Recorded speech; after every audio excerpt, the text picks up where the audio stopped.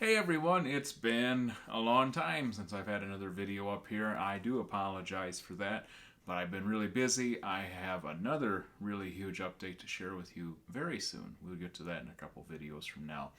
But all I can say for now is this backdrop will be changing pretty soon.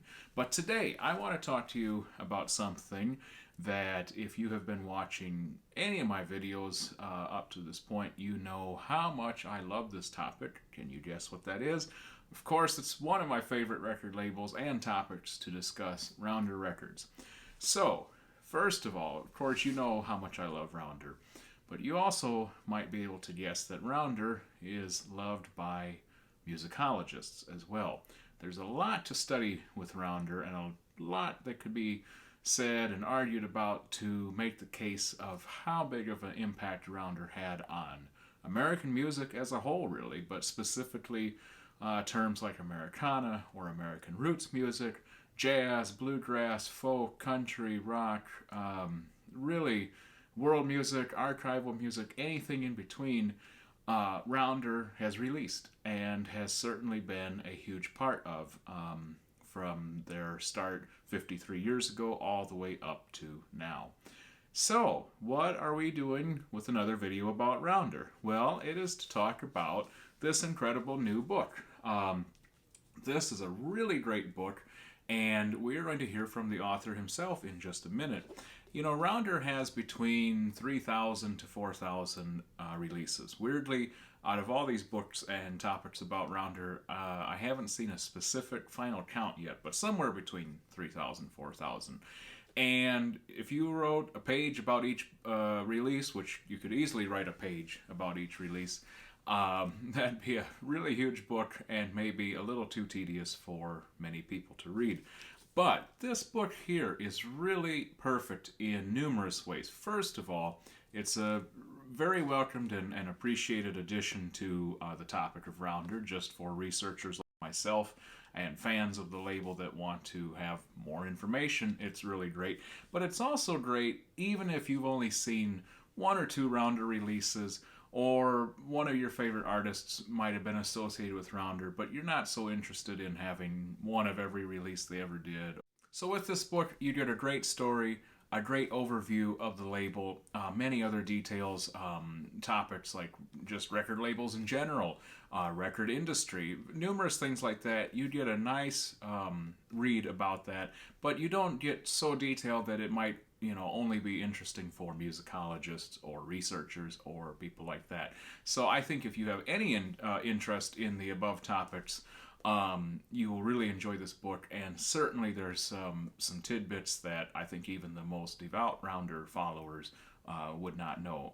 Certainly there were some new things that I learned in this book.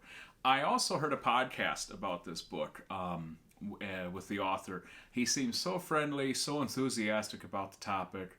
And I had a few more questions that I thought, well, let's just do a short interview. And so that's exactly what we did. I'm really thankful for his time, and I'm really happy I can share this with you. So let's turn to that interview. Thanks. All right. Well, thank you. Thank you for doing this. I'm really excited. This was such a fun book, such a great read. And I also really enjoyed that podcast you did with those three guys. I listened to that, and that was even ironically, I listened to that before I had the book. It was still being shipped, and then it was fun to read everything you three talked about. So um, I wanted to start actually just with the I found the book so easy to read. It was such a great read, really fast, and it seemed like just the perfect length, like not too long, not too short, just really a quick read. And I wondered how much of a challenge it was for you to narrow down the topics and the focus, because I'm with almost 4,000 records. Surely there was I mean, the book could have probably gone on for thousands of pages. So I wondered what the process was like for you to kind of narrow it down. Well, yeah, and it definitely could be multiples longer than it is. and I do know that the three founders, there are things they didn't agree with that I played up and played down. Hmm. Um, there are various aspects. Like I had an exchange with Bill Nolan, one of the three Yeah. founders, about the Hispanic Boys, Hmm. and that's not a huge focus. It goes on for a couple of pages, but he thought that was a super minor uh, happening in their history Hmm. that barely even rated mention at all. So it's funny. I'm kind of in this particular world of Rounder Records, in it but not of it. Uh, Yeah. I was covering it and certainly part of the music industry ecosystem. Most of my musical interests throughout my career have been elsewhere, admittedly. Hmm. Um, Yeah.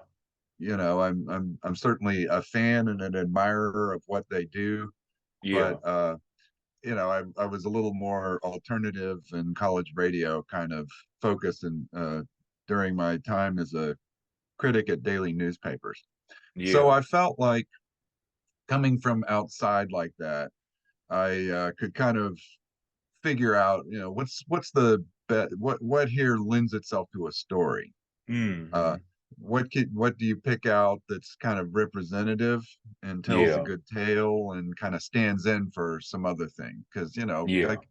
could have done a chapter on the Whitstein brothers, say, a very good bluegrass group, but are Yeah. they? But J.D. Crowe in the New South was a better story and Sure. more Sure. impactful in the overall Yeah. scheme. So yeah, just Yeah. as I probably interviewed 75 people or thereabouts for the book and read just hundreds, if not thousands, of pages and Yeah. listened to a lot of stuff. And these were the landmarks that seemed most important to focus on. Gotcha. Gotcha.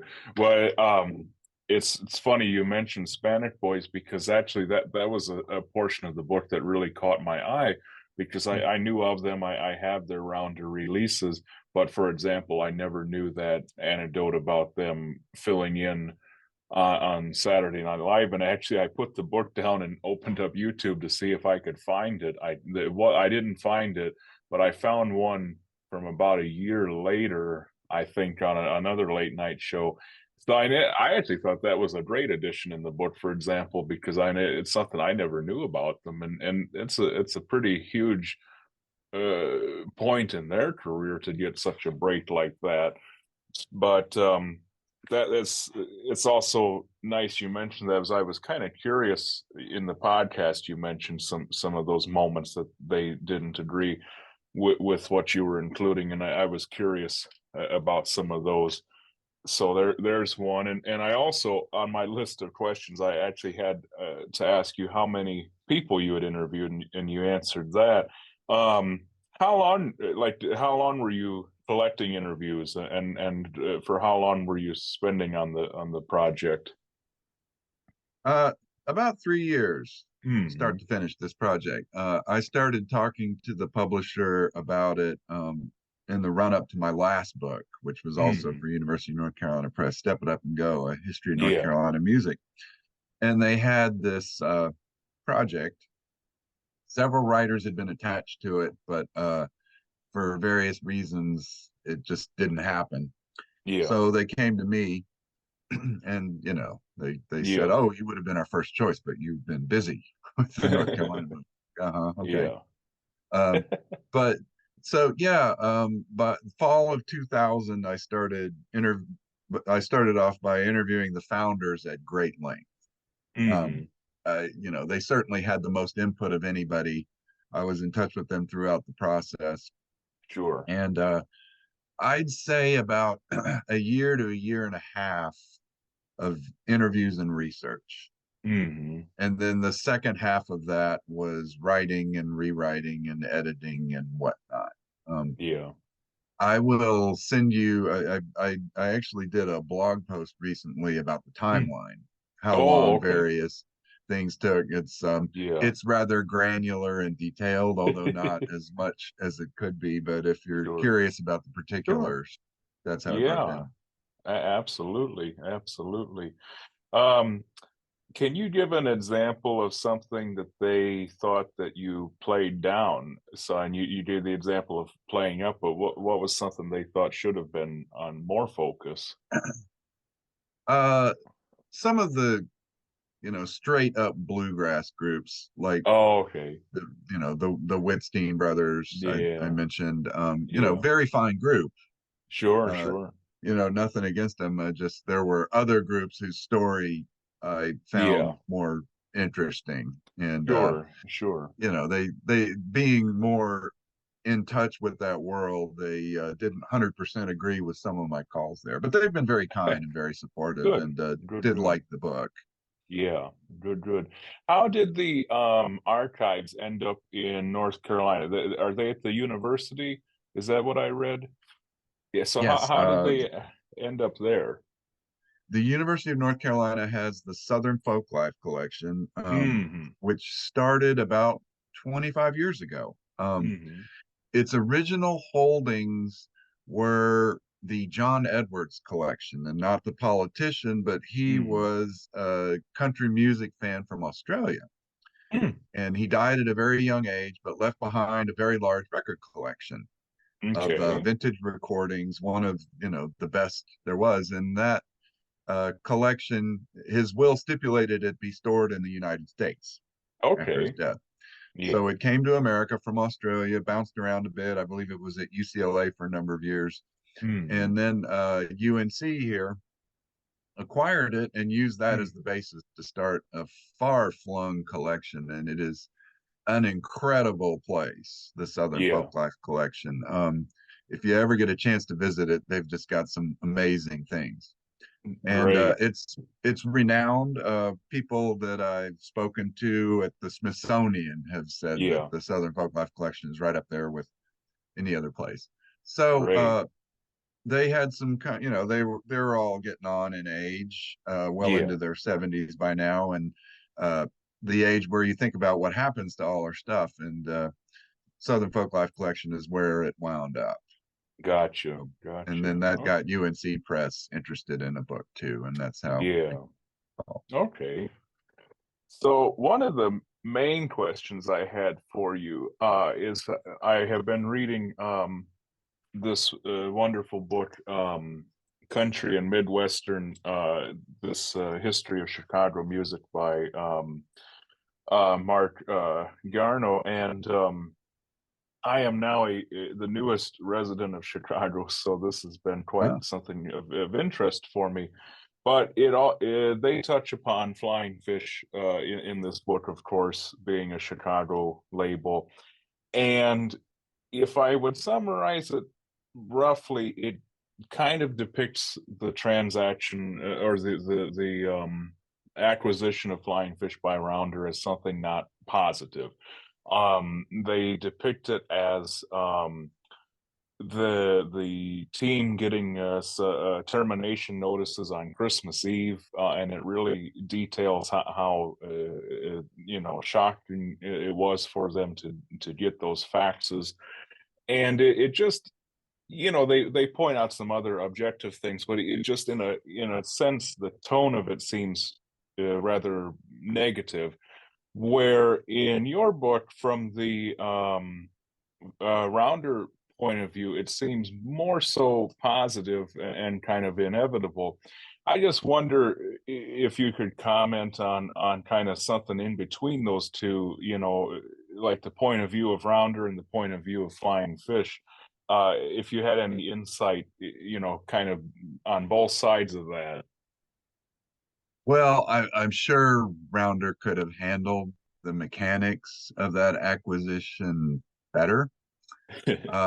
That's not uncommon for a Yeah, situation like this. Some people to get hurt who probably sure. shouldn't have, and maybe not all the I's were dotted and T's were crossed to make sure it was the most humane transition possible. Yeah, However, from my research on it, it seemed likely that without Rounder stepping in, Flying Fish was going to cease to exist. And yeah, I think, on the whole, from a cultural standpoint, it's a big positive that that body of work was kept in the world. And Yes, for there's a real sure. good chance that had Rounder not acquired it, it would have just disappeared, scattered to the Yeah. winds. So Yeah. yeah, I Yeah. certainly understand where they're coming from. Having worked at a newspaper at a point where they were laying off scads of people and seeing some of the situations there, I'm not surprised that like I said, the transition was awkward. Yeah. Um, Sure. but yeah, Yeah. that's Yeah. that's That's that's my take on it, and easy for me to say from outside. well, no, it's very valid because I mean that those many of those records got CD reissues later, and there were I think what was it 3 years it said of additional releases. So I mean it certainly helped for sure.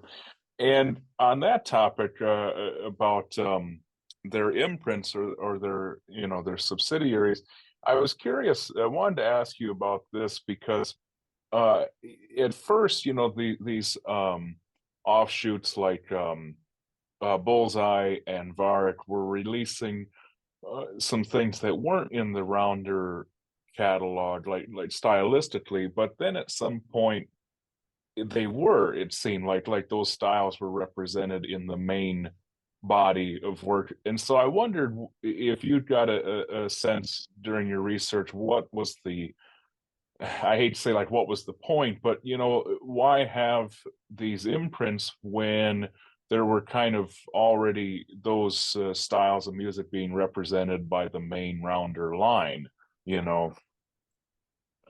Well, one reason that label startup imprints is like Motown had Tamla, Yeah. so that it doesn't look like this music is coming from the same place, and Ah, radio may gotcha. get a little buggy about just playing nothing but Motown record.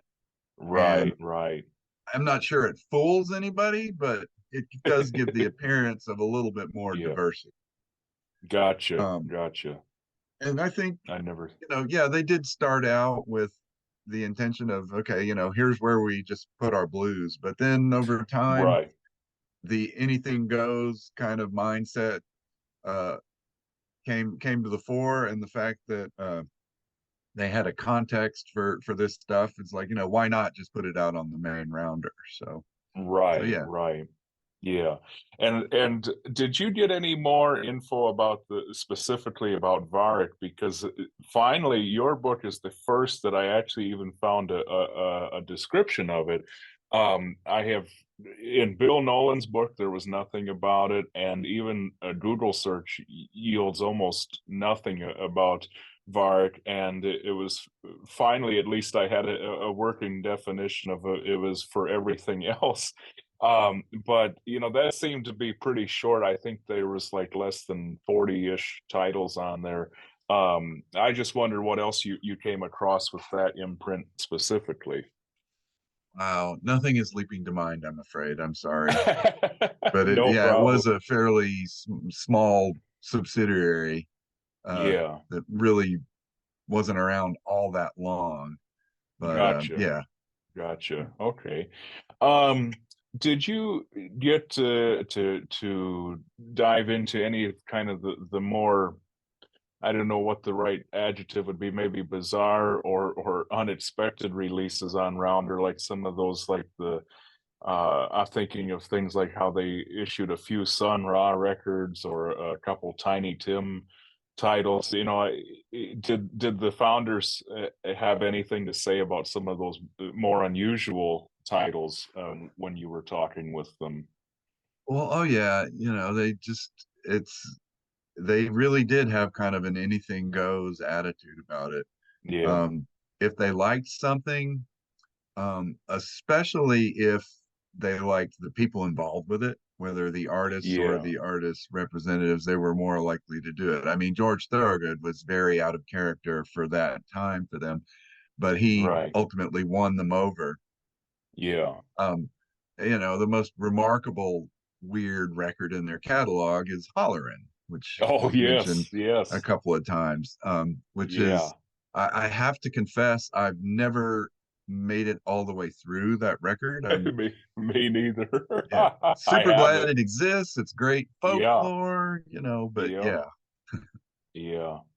Yeah, that's very interesting, and about the people involved, it was very enlightening. The descriptions you put in about Alison Krauss, how specific her direction was, and it seemed to be one of the few examples, I would say, in music overall, that an artist was given such control and command over their production and their work, and something really incredible to see, a management team just be almost hands off on the work. And that was really impressive to see her get that level of control with these projects.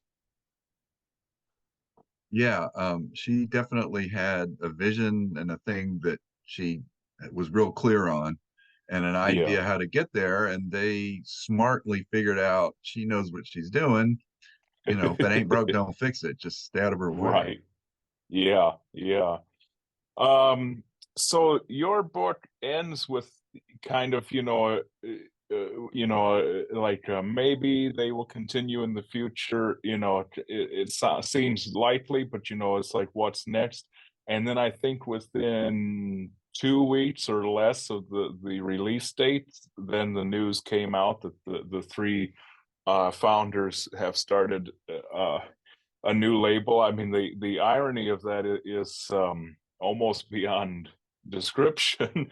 um, is that something you knew was inevitable by publishing, and something you couldn't mention, or was it something kind of that you thought would happen but it was still unknown? um Well, it is on page 171. They were starting a new label. I knew yeah, that much. yeah, They were very cagey about the details. And gotcha, I gotcha, was yeah, yeah, basically done with the writing about a year right. ago. There Oh, were okay, gotcha. there Yeah, was some editing and whatnot, and yeah, things that happened late in the process that slipped in, like when Billy Strings left Rounder for a major label. yeah, That was late spring. I was able to get yeah. in a sentence like that. So yeah, I knew this was coming, but it was, yeah, real funny that right around the time the book drops, here's word about it. Down the Road Yeah, Records. yeah, yeah. That's It was basically because, interesting. go ahead. Sorry. No, no, no. You finish. Sorry, sorry. Please Uh, finish that. it's just basically because Ken Irwin, he failed retirement. I don't know how much effort he put into it, but yeah, he's a record guy through and through, and this is pretty much his baby. Yeah, that's interesting because you know what? I did a vlog when Bill Nolan's book came out, and I mean he just about seemed to want me to ask about baseball, and I thought I have nothing to ask on this topic, and I mean that's where his focus was at that moment. So it's interesting to hear that it was, and I mean I had read up a couple of years ago about the Poe Ramblin' Boys working with him. So I mean, it's obvious that he was still very much interested in all of this. And even before they made that official announcement, I was looking at on Apple Music that I saw a notification pop up of these new singles from Seldom Seen and Blue Highway, and I knew Blue Highway had still been on Rounder, and it said copyright down the road, and I thought, huh, so they're also gone from Rounder now. And little did I know, that was like a week before the announcement. So then I said, oh, okay, so they're different name, but still the same folks. And that's really cool. And they announced Trishka will be on there, and then I think they said 14 other projects to be announced. Well, So they're absorbing all the titles that Rounder put out that they signed after they sold the mhm, company. So mhm, that would include the Poe Ramblin' Boys. yeah, And I think David Davis and Warrior Soul, the mhm, Charlie Poole tribute records like that. So they're yeah, going to take all those on and do new stuff too. And great, during great, the great. Bluegrass Festival here in Raleigh at the end of September, Ken was Yeah. scurrying all over town looking for his next act to sign. So uh, he That's turns amazing. he turns 80 next year, and I just Wow. can't imagine. I'm a lot younger than he is, and starting something like that is Yeah. just amazing to me. But hats off. I hope they can make it work. Yeah. Well, that alone really solidifies the reason for the three of them to be in the Hall of Fame. I mean, they have done a tremendous amount to keep bluegrass alive and to push it forward and still are. I mean, that's incredible. Were you surprised by comments like there at the end? I mean, I just about dropped the book when I read the story about the Bela Fleck situation. Did moments like that surprise you? Yes. It just uh, yeah, full stop. It's just inconceivable to me that a record like that they turn it down. Yeah, Um, I yeah, understand the bottom line concerns there.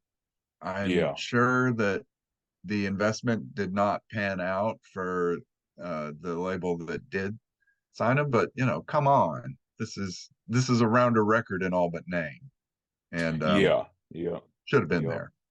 So yeah, yeah, it's a real shame. People at Rounder now feel bad about the way that went down. I yeah, thought it was fitting that at the Grammys last year that record won the bluegrass category and beat out Billy Strings, who yeah, was yeah, then Rounder's biggest act.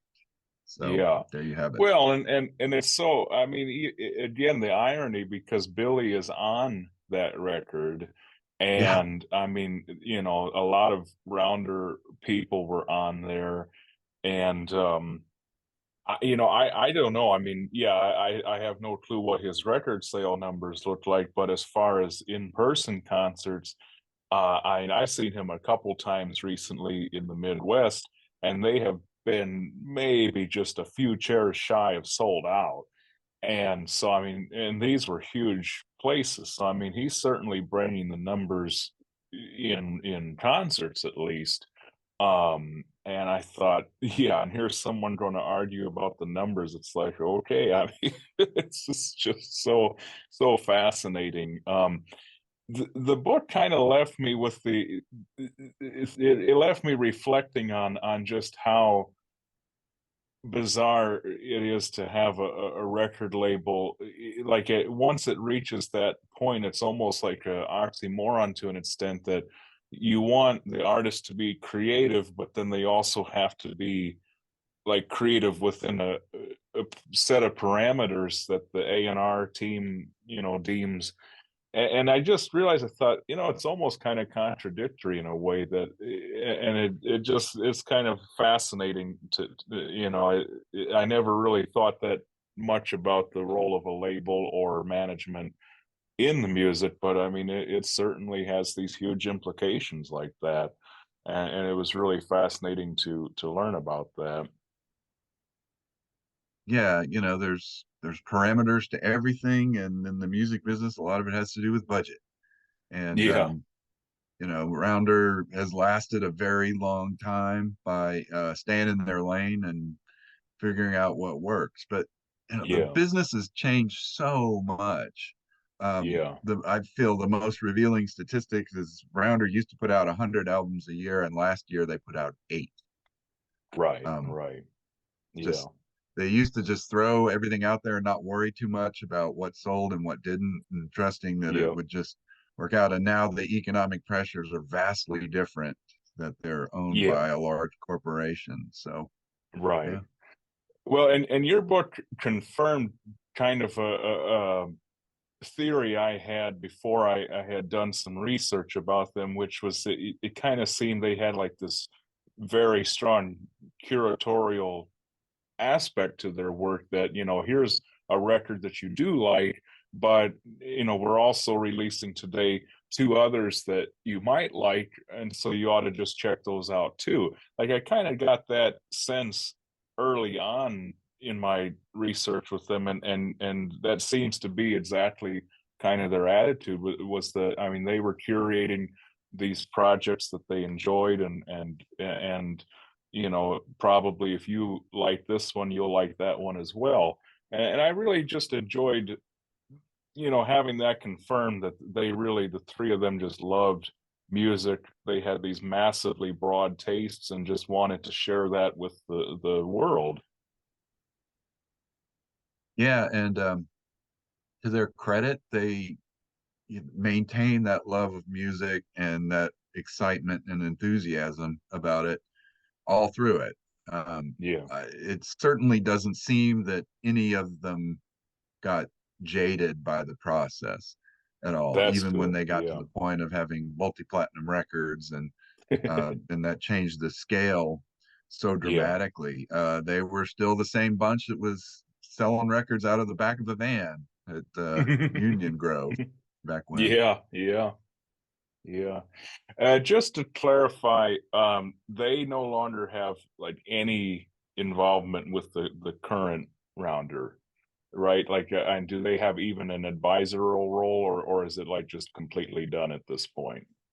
It is completely done at this point. They had a Gotcha. consulting agreement where they would bring in acts still, Yeah. and mentioned that they brought in 14 records Right. over the decade since the sale closed. But Yeah. now that they've agreed to go their own separate ways and set up shop elsewhere, that is it. Gotcha. Gotcha. Um, there was a quote towards the end, and I have also seen it, like, I think in some online statements, that the current iteration of it is trying to do their own thing, but also respect what came before. Do you or the three founders, do they think that that's, true? That they are trying to respect the what came before, or is it just kind of its own thing now with, Well, in the case of the founders, I think it probably depends on which day you ask them. I think, rounder current rounder management will certainly talk about that legacy and history and respecting it. However, it's pretty clear that their priorities are elsewhere. Yeah, Um, yeah, they're certainly not averse to maintaining that legacy, but it's more important that they make this quarter's figures.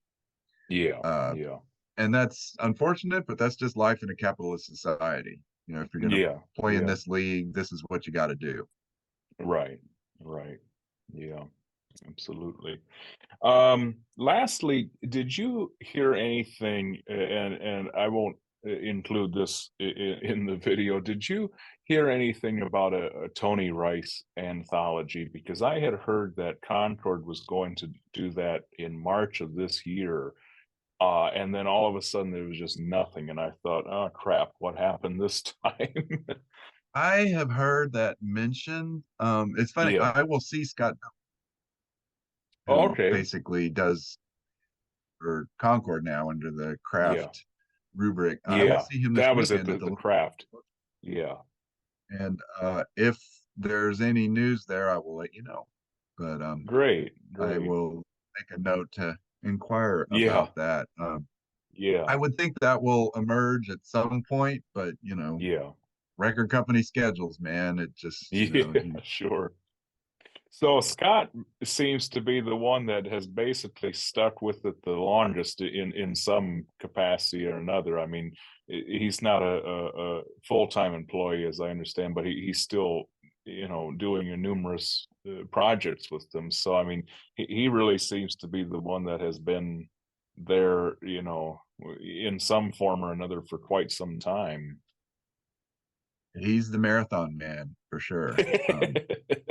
I, he's another lifer, and I'm sure he'll keep going to Yeah. some, maybe not as actively as he gets older, but I don't see him ever fully retiring as long as he's able to keep doing it. That's incredible. That's incredible. Well, thank you so much for your time. I really appreciate it, and I really appreciate this book. I think it's a very timely release and helpful for those of us researching more, and just a nice addition to the trajectory of American music. So thank you for that. Thank you. Yeah. Glad it landed.